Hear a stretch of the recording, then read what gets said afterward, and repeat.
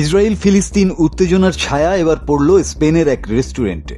বেড়াতে গিয়ে তিক্ত অভিজ্ঞতার মুখে পড়লেন কয়েকজন ইসরায়েলি পর্যটক শুধু তাদের নাগরিকত্বের কারণে।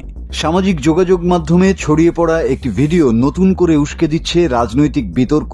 তবে এই ঘটনা একক কোনো আচরণ নয়। ইসরায়েল বিরোধী অবস্থানে স্পেনের সরকারের সাম্প্রতিক নানা পদক্ষেপও এর পেছনের প্রেক্ষাপট হিসেবে উঠে আসছে। সামাজিক যোগাযোগ মাধ্যমে ভাইরাল হওয়া ভিডিওতে দেখা যায়, স্পেনে বেড়াতে এসে সেই রেস্টুরেন্টে পানীয় অর্ডার করেছিলেন কয়েকজন ইসরায়েলি পর্যটক। কিন্তু তাদের কথা শুনে রেস্টুরেন্টের ম্যানেজার টের পান যে তারা ইসরায়েলের নাগরিক। এরপরই তাদের উপর চড়াও হয়ে ওঠেন তিনি।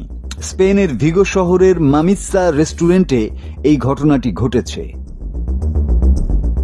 পর্যটকদের উদ্দেশ্য করে ম্যানেজার বলছেন, আপনারা বেরিয়ে যান, আপনারা ফিলিস্তিনিদের হত্যা করেছেন, আপনারা গাজায় গিয়ে বিয়ার খান। এক পর্যায়ে তিনি ফিলিস্তিন দীর্ঘজীবী হোক বলে স্লোগানও দেন। এরপর সেই অর্ডার করা পানীয় রেখে রেস্টুরেন্ট থেকে নিঃশব্দে বেরিয়ে যান ইসরায়েলিরা। ভিডিওটির সত্যতা নিশ্চিত করেছে সংবাদ মাধ্যম টিআরটি গ্লোবাল। শুধু ব্যক্তি পর্যায়ে নয়, সরকারি ও প্রাতিষ্ঠানিক পর্যায় থেকেও ইসরায়েলের বিরুদ্ধে সক্রিয় অবস্থানে রয়েছে স্পেন। 2023 সালে স্পেনের প্রধান শহরগুলোতে ফিলিস্তিনে ইসরায়েলি আগ্রাসনের প্রতিবাদে মিছিল শুরু হয়। তার পরের মাসেই স্পেন সরকার ঘোষণা দেয়, ইসরায়েলের জন্য নতুন কোনো অস্ত্র রপ্তানির লাইসেন্স অনুমোদন করা হবে না। 2024 সালে স্পেনের শিক্ষার্থীরা ইসরায়েলের বিশ্ববিদ্যালয়ের সঙ্গে যৌথ গবেষণা বাতিলের দাবিতে আন্দোলন শুরু করে। একই বছর স্পেনের পার্লামেন্টে ফিলিস্তিনকে রাষ্ট্র হিসেবে স্বীকৃতি দেওয়ার বিষয়ে বিতর্ক অনুষ্ঠিত হয়।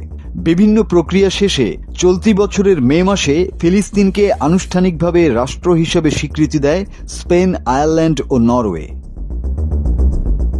কিছু ইউরোপীয় রাষ্ট্র ইসরায়েলে সামরিক সরঞ্জাম ও প্রযুক্তি রপ্তানি বন্ধে উদ্যোগ নিয়েছে। ইতোমধ্যে বেলজিয়াম, ইতালি ও নেদারল্যান্ডস ইসরায়েলে অস্ত্র রপ্তানির লাইসেন্স স্থগিত করেছে।